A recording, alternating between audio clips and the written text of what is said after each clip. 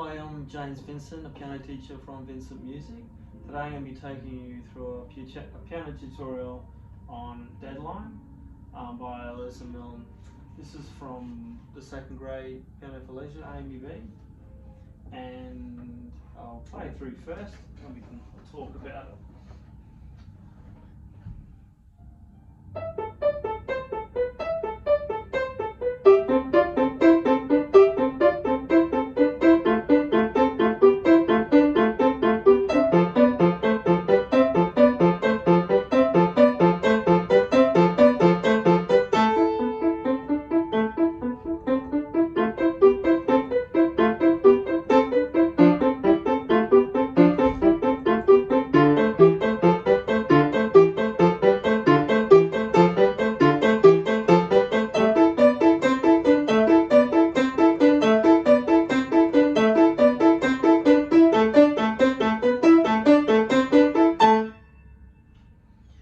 Yeah, great little piece, very different to some of the other stuff around.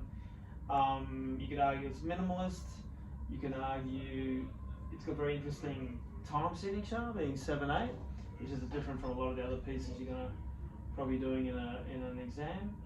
So the 7 and 8, 7/8, you'd want to feel it in two parts, probably like a 1 2 3 4 1 2 3 1 2 3 4 1 2 3.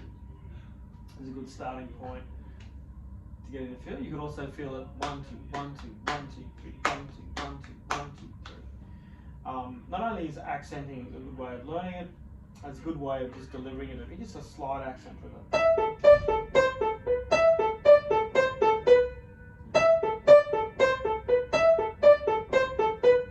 So you can really, feeling that time, that meter. What else? It's in the key of A minor. It starts higher, so you've got two treble clefs. Treble clef for the right, treble clef for the left.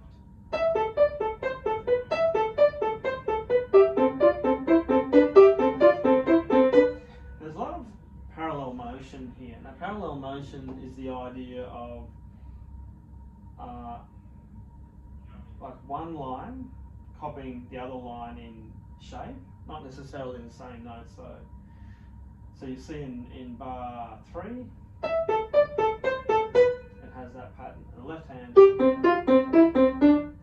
so it's almost like a transposition. It's your left hand's following the same pattern of intervals. So you've got 5th, 4th, 3rd, 2nd. And it does that for most of the way. There's parts where it isn't like that and it's contrary motion, but for the most part it's a parallel motion. So things like building the tension here is a big part of that character. The feeling of, you're going somewhere, there's an impending deadline. So the crescendos and the dynamics really make this piece here. Now, ways of practicing this, blocking is a great way. Just going through the hand positions. Sometimes I like to get a pencil and just mark out on the score all the changes and where they change. So for example, to take you through it, you've got your right hand starting there, your left hand starting here. I'll call them the pentascale positions. So for the right hand, it's like an A position, if you like. And the left hand, C position. So the name of the letter is the most left finger of the hand. So A position, C position, left. And then they both move down by the same amount. So by a third, they both move down the position, which brings you to the left hand A, the right hand F. So you get this movement. And the right hand goes back up to A. It's a contrary motion, left hand going to F. And so on. You can map them all out. In bar 11, right hand stays, left hand moves up back to A position. Left hand stays in bar 13, but the right hand moves to F position. Bar 15, they both move down by the same amount. Left to the F, right to the D position. And the right hand moves back to F. And the left keeps going down to D position. And bar 21, they're both back at A. does a jump up to the high A. So once you figure out those movements, it makes it a whole lot easier. You can pre-think where you're going to go. So there's that. That can help a lot. The coordination, though.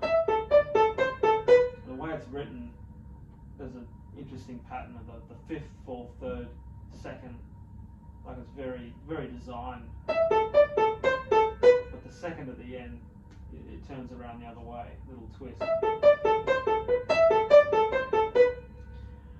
And what else? So there's an interesting part at 11 where you got a sforzando on the right hand. Well, both hands really.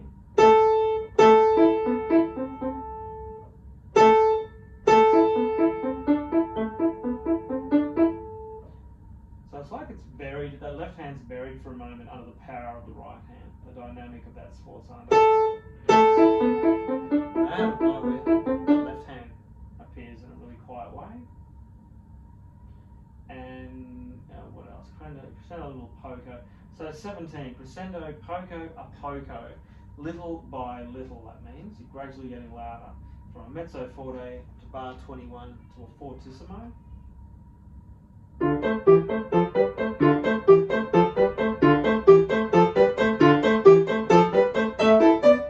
So feeling that some things are going to happen. There's a sense of fate happening there. All the way to the end. So 21 to the end, you've got the big, it's hit the big moment. Very strong, very loud for the fortissimo moment. And just watch, sometimes if you're not paying close enough attention, bar 25, it looks very similar to say bar 24 and before, but that left hand suddenly inverts, it's actually copying the right.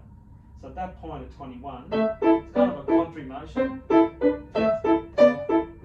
like a mirror image between the hands. Then at bar 25 they swap to exactly the same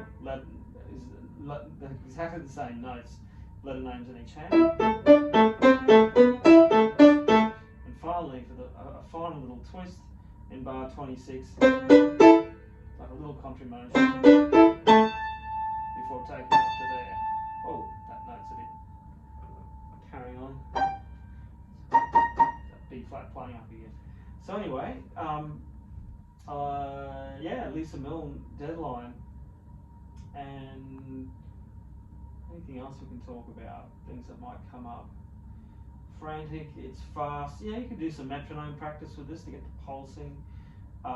There's a bit of a technical facility you need to develop to get nice even tones. And yeah, the ability to play staccato loudly and the ability to play staccato quietly is the challenge here. Yeah, so I'll leave you with that. That's Deadline by Elissa Milne.